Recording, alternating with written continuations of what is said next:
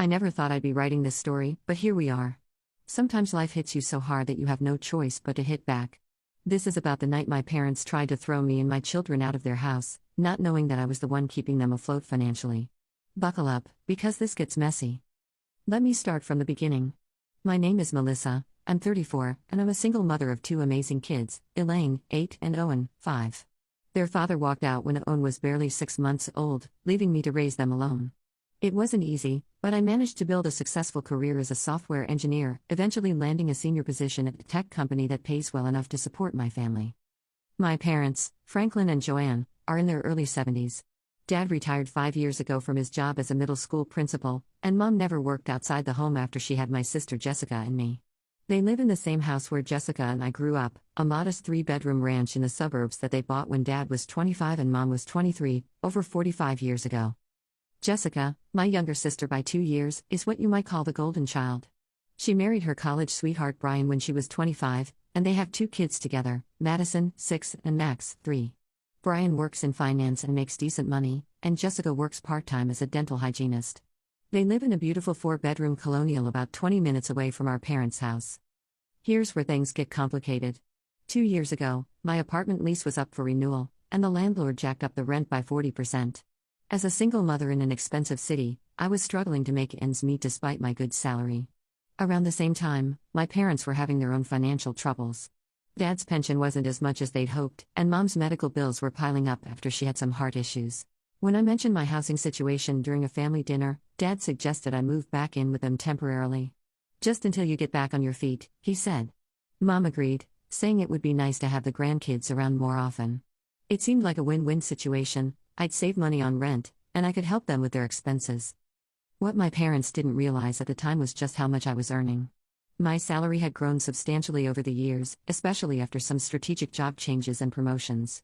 I was making about $140,000 a year, which is excellent money in our area. But I never flaunted it, and I think my parents assumed I was still struggling financially because I was a single mother. When I moved in, I immediately started contributing to the household expenses. I paid for groceries, utilities, and even started covering some of Mom's medical bills. Within a few months, I was essentially paying for everything except the mortgage, which still had about $30,000 remaining on it. I didn't mind, they were my parents, and they'd raised me. It felt good to be able to help them in return. But I also knew this arrangement needed to be more permanent than originally planned. The housing market was insane, and I wanted to buy a house for me and my kids rather than throwing money away on rent. So I made them an offer. I would pay off their remaining mortgage balance, about $30,000, and take over all the household expenses in exchange for being added to the deed as a co-owner with a 40% stake in the property. They agreed immediately, probably thinking they were getting an amazing deal. What they didn't realize was that by taking over all their expenses, I was essentially paying for their entire lifestyle. The mortgage payoff was just the beginning. I was covering their property taxes, homeowners insurance, all utilities, groceries, Mom's medications, Dad's car payment, their phone bills, cable and internet, and even their streaming services. I was probably putting about $3,500 a month into keeping that household running, not including my own family's personal expenses. Meanwhile, I was also secretly funding what I called the retirement account. Every month, I was putting $1,500 into a high-yield savings account that I planned to give them when they eventually needed to move to assisted living or a retirement community. I knew that day would come eventually, and I wanted them to have options when it did. Over the 2 years I lived there, I'd saved up about $36,000 for their future care. Jessica, on the other hand, contributed virtually nothing to our parents' well-being. She'd visit maybe twice a month, usually for Sunday dinner, and occasionally she'd bring a casserole or some cookies. Don't get me wrong, she's not a bad person, but she was definitely more focused on her own family than on helping our aging parents. Which would have been fine if she just stayed in her lane. But Jessica had opinions about my living situation. I'd overhear her on phone calls with Mom, making comments about how I was taking advantage of their generosity, how I should get my own place, and how it wasn't fair that her kids had to share their grandparents with my fatherless children. That last comment particularly stung because my kids adored their grandparents, and the feeling seemed mutual. The tension came to a head about 6 months ago when Jessica started having marital problems. She and Brian were fighting constantly, and I heard through Mom that Jessica was considering separation. Around the same time, Brian's company was going through layoffs, and there were rumors that his job might be in jeopardy. Suddenly, Jessica was visiting much more frequently, always with her kids in tow. She'd make comments about how nice it would be to come home again, how the kids would love having more space to play, How it would be so much better for everyone if her family could move in with mom and dad. She never said it directly, but the implication was clear: she wanted me out so she could move in. Mom and dad started acting differently toward me and my kids. They were shorter with us, more critical, less affectionate with Elaine and Owen. I could feel the shift, but I kept hoping it was just temporary stress from Jessica's situation. Then came the night that changed everything. It was a Tuesday evening in March. I'd had a long day at work dealing with a particularly difficult project deadline, and I'd rushed home to pick up Elaine and Owen from after-school care. We'd grabbed McDonald's for dinner because I didn't have the energy to cook, and we were eating in the kitchen when Mom and Dad came in. Dad looked stern, and Mom was hovering behind him with her phone in her hand. Without any preamble, Dad launched into his speech. "Melissa, we need to talk," he said, crossing his arms. "Your mother and I have been discussing your living situation, and we've decided that this arrangement isn't working out anymore." I looked up from helping Owen with his chicken nuggets. "What do you mean?" "We mean," Mom chimed in, "that it's time for you to move out. You're 34 years old, and you should be able to take care of yourself and your children without depending on us." I felt like I'd been slapped. "I'm not depending on you. I'm paying for everything around here." Dad's face got red. "You're paying rent, yes, but that doesn't give you the right to treat our home like it's yours. You've been here for 2 years, and frankly, we're tired of having our space invaded." "Invaded?" I couldn't believe what I was hearing. "Dad, I've been helping you guys financially. I paid off your mortgage. I cover all the bills. And we appreciate that," Mom said, though her tone suggested otherwise, "but money isn't everything. We want our home back. We want to be able to have Jessica and the kids over without feeling like we're imposing on you." That's when it clicked. This wasn't about me at all. This was about Jessica wanting to move in. "Is Jessica having problems with Brian?" I asked. Mom and Dad exchanged a look. "That's not your concern," Dad said. "What is your concern is finding a new place to live. We want you out by the end of the month." I felt my heart pounding. The end of the month? That's less than 2 weeks away. That should be plenty of time for someone with your resources, Mom said, and I could hear the resentment in her voice. I realized then that they knew I was making good money, and somehow that made them angry rather than grateful. Elaine, who had been quietly listening, piped up. "Are we moving again, Mommy?" "Don't worry, sweetie," I said, trying to keep my voice calm. "We'll figure it out." But Dad wasn't done. "We've been talking to Jessica, and she's having a really hard time right now. Her marriage is struggling, and Brian might lose his job. She needs family support." "And I don't?" I asked. "You're a grown woman with a good job," Mom said. "Jessica has a husband and kids to think about. Her situation is more complicated." I couldn't believe the double standard. "I have kids too. And I've been taking care of you both for 2 years." "Nobody asked you to do that," Dad said sharply. "You offered to help with expenses because you were living here. That doesn't mean we owe you anything." That's when he dropped the bomb that still echoes in my ears. "We're not supporting you and your fatherless kids anymore," he said loudly, his voice carrying through the whole house. "Pack your bags and get out." Elaine started crying, and Owen looked confused and scared. But Mom wasn't finished. "You're just dead weight in this house," she added. "We raised you to be independent, and instead you're a burden." I was so shocked I couldn't speak. My own parents were calling me and my children dead weight after everything I'd done for them. That's when Mom's phone rang. She looked at the caller ID and smiled for the first time all evening. "Oh, it's Jessica," she said, answering immediately. I could hear my sister's voice through the phone, though I couldn't make out the words. "Don't worry, honey," Mom said into the phone, looking directly at me. "Tomorrow you can move in with your beautiful family. Melissa will be gone soon." Beautiful family. As opposed to what? My ugly family? My fatherless children? Something inside me snapped. All the hurt and shock crystallized into cold, hard anger. But I didn't yell or cry or throw a tantrum. Instead, I took a deep breath and replied calmly. "Good," I said. "Because starting tomorrow, I'm no longer paying for your retirement home." The effect was immediate and dramatic. Mom gasped and dropped the phone, which clattered to the floor. I could hear Jessica's voice still talking, unaware that no one was listening anymore. Dad's face went completely white, and he grabbed the back of a chair like he needed support. "What did you say?" Mom whispered. "You heard me correctly," I said, still in that eerily calm voice. "I've been putting away $2,000 every month for the past 2 years for your future care. As of right now, that stops. I've also been covering all your living expenses. That stops too." Dad found his voice. "You can't do that. We have an agreement." "We had an agreement," I corrected. "The agreement was that I would live here and help with expenses." Since you're breaking that agreement, I'm breaking it too. I pulled out my phone and started making notes. Let's see, what am I currently paying for? The electric bill, that's about $200 a month. Gas bill, $150. Water and sewer, $80. Internet and cable, $180. Both your cell phones, $140. Your car insurance, $200. Dad's car payment, $350. Groceries for this household, roughly $800 a month. Mom's prescriptions, $400. Property taxes, I pay those annually, that's about $300 a month. Homeowner's insurance, another $200 monthly. Plus your personal expenses like clothing and entertainment, roughly another $500 monthly. Their faces were getting paler with each item I listed.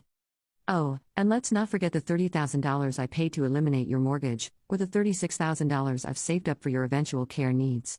I guess Jessica's beautiful family can take over all of that now. Mom had picked up her phone, and I could hear Jessica's voice getting more frantic, asking what was happening. Mom? Jessica's voice came through clearly. Mom, what's going on? What retirement home? Mom looked at me with panic in her eyes. They'd never told Jessica about any of this. She had no idea how financially dependent our parents had become on me. You didn't tell her, did you? I asked. Jessica has no idea that I've been supporting you both. She thinks you're still financially independent. Dad sank into a chair.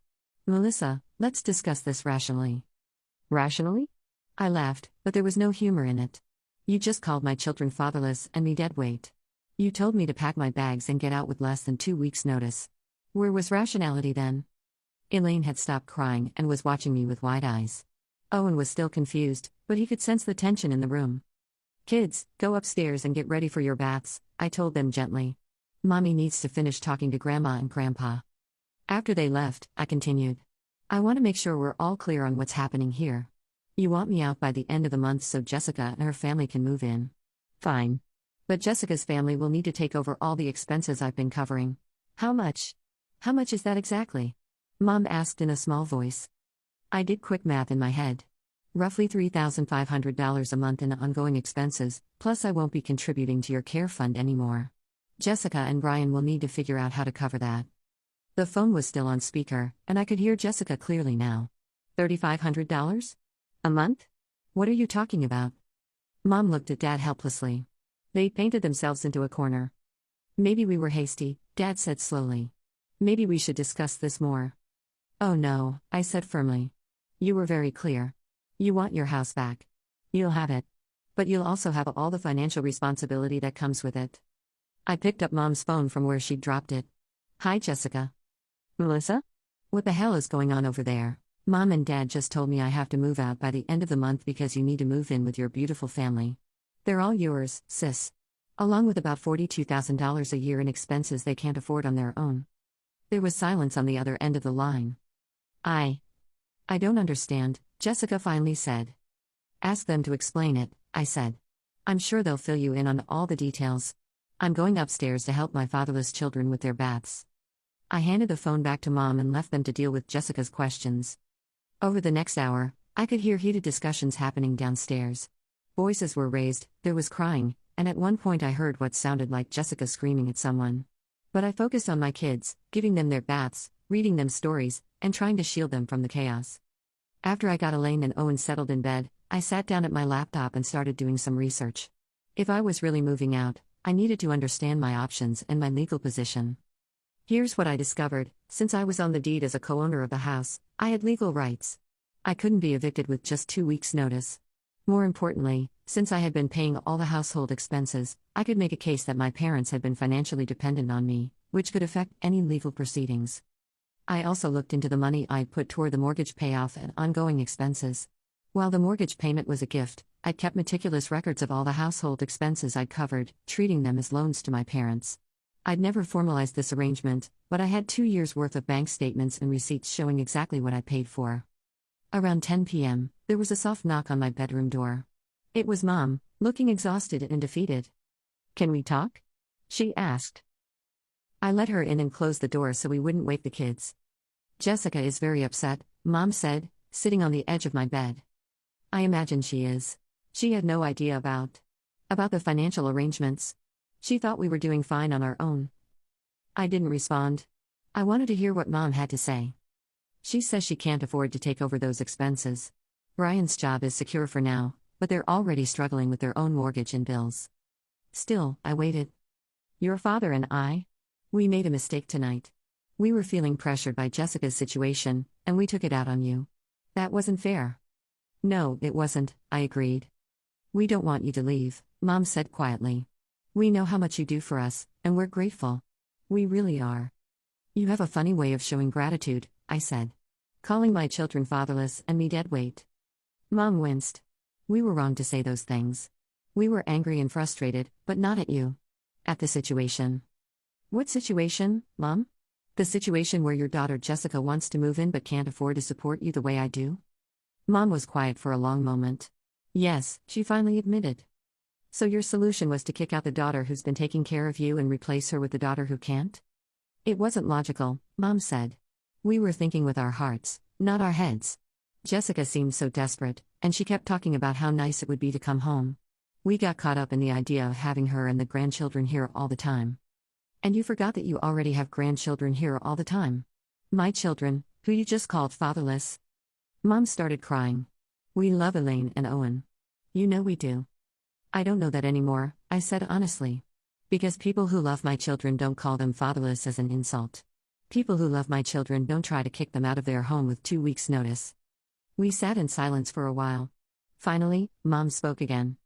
What can we do to fix this? I've been thinking about that all evening. I don't know if you can fix it. The things you said tonight. They can't be unsaid. Elaine heard you call her father fatherless. Owen heard you call us dead weight. How do I explain that to them? We'll apologize to them, Mom said quickly. That's a start, but it's not enough. You fundamentally changed how I see this living arrangement tonight. I thought we were family helping family. But apparently, you see me as a tenant who overstayed her welcome. Mom was crying harder now. That's not true. Isn't it? You told me that paying rent doesn't give me the right to treat your home like it's mine. But Mom, it is mine. I'm on the deed. I pay all the expenses. For all practical purposes, I'm supporting this household. We know that now, Mom said. You knew it before. You just didn't want to acknowledge it because it was convenient to pretend I was the one benefiting from this arrangement. Around midnight, I heard my parents' bedroom door open and close several times. Through my own door, I could hear muffled conversations and what sounded like crying. At one point, I heard Dad on the phone, probably calling Jessica back to explain the financial situation they'd never bothered to share with her before. I couldn't sleep. Every time I closed my eyes, I heard Dad's voice saying fatherless kids and Mom calling us dead weight. I kept thinking about Elaine's confused little face when she asked if we were moving again, and Owen's scared expression when the adults started yelling. Around 1 a.m., I got up and went to my laptop. I started researching rental properties in our area, just to see what my options would be if I really did need to move out quickly. What I found was concerning. Rent prices had gone up significantly since I'd moved in with my parents. A decent 3-bedroom apartment in a good school district would cost me at least $2,800 a month, plus utilities and deposits. While manageable on my salary, it would mean giving up most of the financial cushion I'd built up over the past 2 years, and I'd have to restart my house buying savings from nearly zero. More importantly, it would mean Mom and Dad would lose the $3,500 monthly support I'd been providing, plus they'd lose access to the retirement fund I'd been building for them. I did some quick calculations on my phone's calculator. Without my contributions, they'd have about $1,200 a month to live on from Dad's pension and Social Security combined. That wouldn't even cover their basic monthly expenses, let alone Mom's medical costs or any unexpected repairs. I also looked up some basic information about property ownership and co-ownership rights online. While I'd need to consult with a lawyer for specifics, it seemed clear that as a co-owner who had been paying the majority of household expenses, I had significant legal protections. They couldn't simply evict me with 2 weeks' notice like a tenant. But I didn't want it to come to that. Despite everything that had happened, these were still my parents, and Elaine and Owen loved their grandparents. I just needed them to understand the reality of our situation. Around 3 a.m., I heard footsteps in the hallway and saw light under my door.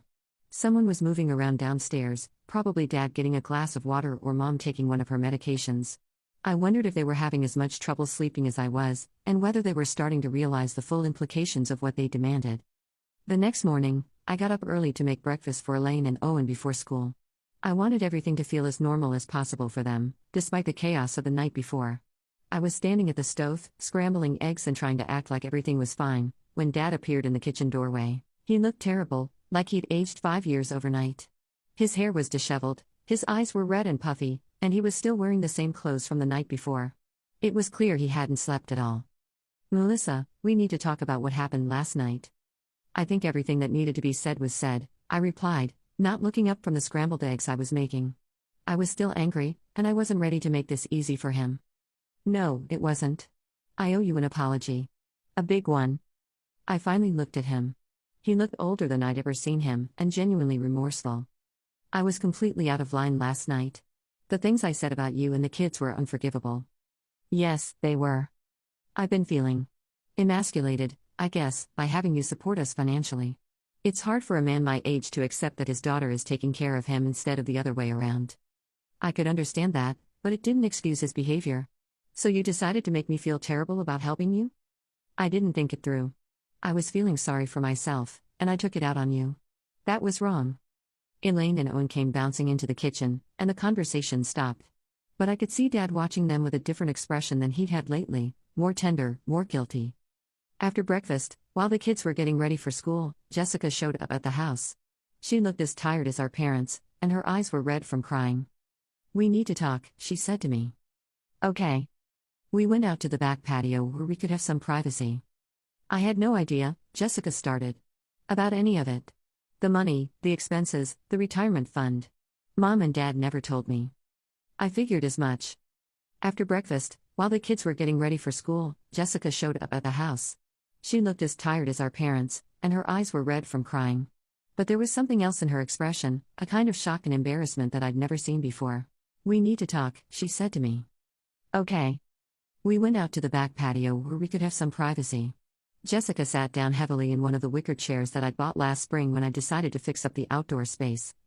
Even that small detail, that I'd been the one improving and maintaining the property, felt significant now.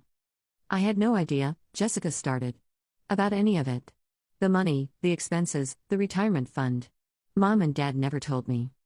"I figured as much." She was quiet for a moment, staring at her hands. "Melissa, I need you to know that when I made those comments about your kids being fatherless, I wasn't thinking about how cruel that was. I was jealous and bitter about my own problems, and I took it out on you." "Why were you jealous?" I asked, genuinely curious. Jessica looked up at me with tears in her eyes. "Because you seem to have it all figured out. Good job, financial stability, and you got to live here with Mom and Dad like some kind of perfect extended family. Meanwhile, Brian and I were struggling to pay our mortgage, fighting all the time, and I felt like I was failing at everything." "You thought I had it all figured out?" I couldn't hide my surprise. "Jessica, I'm a single mother who moved back in with her parents because I couldn't afford my own place. But you make good money, and you always seem so confident and capable. When we'd come for Sunday dinners, you'd be helping Mom in the kitchen like you belonged here, and the kids would be comfortable and happy. It looked perfect." I realized then how much we'd all been making assumptions about each other's lives. Jessica saw my situation as ideal while I saw hers as the dream, married, stable, living in their own home. "Jessica, there's nothing perfect about being a single parent. Some days I feel like I'm barely keeping it together. Moving in here wasn't my first choice, it was my only choice that made financial sense." "But you've been taking care of everyone," she said. "Mom told me this morning about all the bills you pay, the retirement fund, everything. You've been like the parent in this family." That hit me harder than I expected. She was right. Somewhere along the way, I had become the responsible adult in the family, the one everyone depended on financially. But nobody had acknowledged that shift in dynamics until now. I never wanted that role, I admit it. I just wanted to help out while I got back on my feet. But then Mom's medical bills started piling up, and Dad's pension wasn't enough, and gradually I just took over more and more expenses. "Why didn't you ever say anything? Why didn't you tell me how much you were contributing?" I thought about that. Because it felt like bragging, I guess.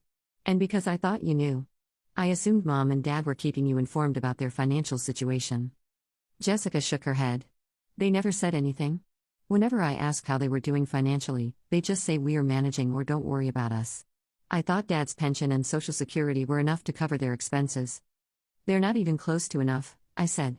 "Without my contributions, they'd have to make some major lifestyle changes." We sat in silence for a while, both processing how much miscommunication had been happening in our family. "There's something else I need to tell you," Jessica said finally. "The reason I was pushing so hard for them to ask you to leave. It wasn't just about wanting to move in myself. I was also hoping that if you moved out, Mom and Dad would offer to help us financially. I thought they had money saved up that they could lend us to help with our mortgage payments. The irony was almost funny. Jessica wanted me gone so our parents could help her family financially, not realizing that our parents' ability to help anyone financially was entirely dependent on my contributions. Jessica, they don't have any money to lend you. The only reason they're financially stable is because I'm supporting them. She put her head in her hands. God, I feel so stupid. And so selfish. You're not stupid. You just didn't have all the information. But I was selfish. I was so focused on my own problems that I didn't think about what was best for Mom and Dad, or what was fair to you and your kids. You could have visited more often. I know, but it always felt like I was intruding on your family time.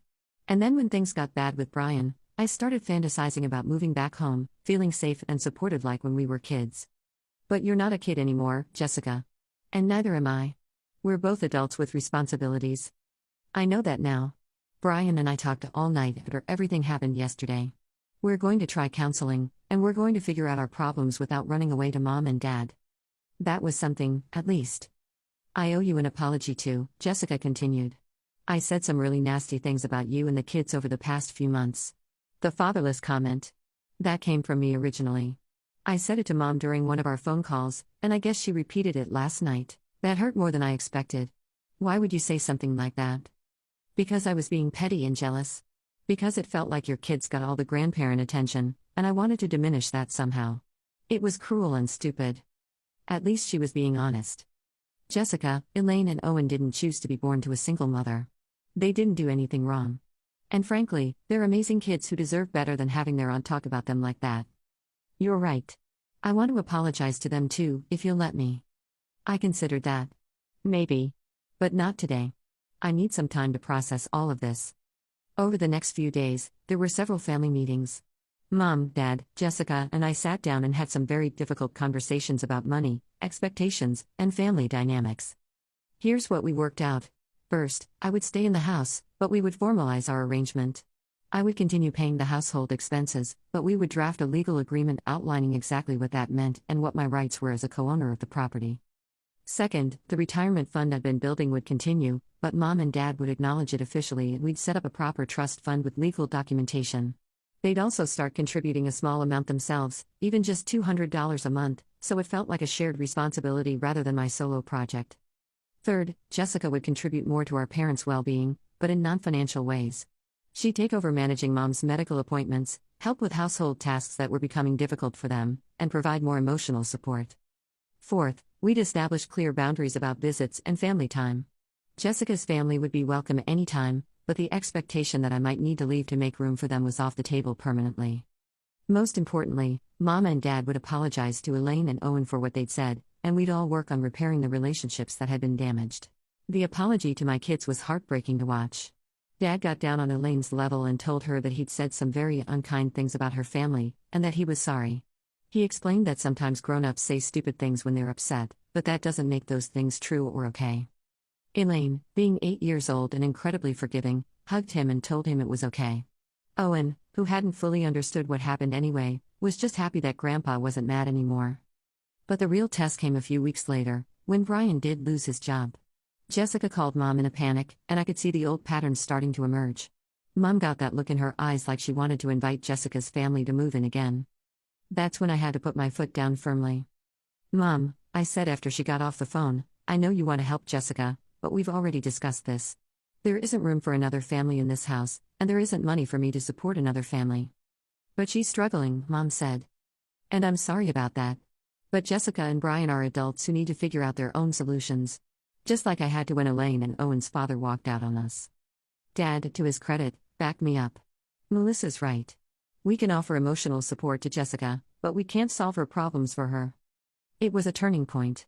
For the first time, I felt like Mom and Dad were treating me like a partner in family decisions rather than a child they could manipulate. Jessica and Brian did figure things out. Brian found a new job within 2 months, and they worked through their marital issues in counseling. Jessica later told me that being forced to confront their problems instead of running away from them actually made their relationship stronger. As for me, I've stayed in the house with Mom and Dad. We've settled into a routine that works for everyone. I handle the finances and major household decisions, while they help with childcare and provide the kind of stability that Elaine and Owen need. It's not perfect, but it's functional and loving. The biggest change is in how we communicate. We have regular family meetings where we discuss any issues or concerns openly, instead of letting resentments build up. We've also established that any major decisions about the household or living arrangements need unanimous agreement from all adults involved. I've also made some changes to protect myself financially. The retirement fund is now in a proper trust that I control, so no one can pressure me to use that money inappropriately. I've documented all the household expenses I cover, and we've signed agreements that make it clear what my contributions are and what I can expect in return. Most importantly, I've established boundaries that protect my children. Anyone who disrespects Elaine and Owen, or makes them feel unwelcome in their own home, will be asked to leave immediately. That includes extended family, friends, or anyone else. The whole experience taught me some valuable lessons about family, money, and self-respect. I learned that sometimes the people who benefit most from your generosity are also the quickest to take it for granted. I learned that being financially responsible for others gives you both power and vulnerability, and you need to be prepared to use that power to protect yourself and your children. I also learned that family relationships require constant maintenance and clear communication. Assumptions and unexpressed expectations are relationship killers. But perhaps most importantly, I learned that I don't have to accept disrespect from anyone, even family members. My children are not fatherless, they have a mother who loves them and works hard to provide for them. I am not dead weight, I'm a successful professional who contributes significantly to my family's well-being. The night my parents tried to throw me out was one of the worst nights of my life, but it was also a turning point that led to a healthier, more honest relationship with my family. Sometimes you have to be willing to walk away from something to make people realize how much they need you. And sometimes, the best revenge is not revenge at all, it's simply knowing your own worth and refusing to accept anything less than the respect you deserve. Today, nearly 6 months after that terrible dinner, we're doing well. Elaine and Owen are thriving, feeling secure and loved. Mom and Dad are healthier and happier, knowing that their future is secure and their family is intact. Jessica and I have a better relationship than we've had in years, built on honesty rather than competition. The house feels like home again, not like a battleground. And I feel like I'm exactly where I'm supposed to be, taking care of the people I love, while making sure they take care of me in return. Sometimes the best stories don't end with dramatic revenge. Sometimes they end with everyone growing up a little bit and learning to treat each other better. But I'll always remember that moment when I calmly told my parents I wouldn't be paying for their retirement home anymore, and watched their faces go white as they realized just how much they needed me. It was the moment I stopped being the family doormat and started being the family foundation. And that's made all the difference.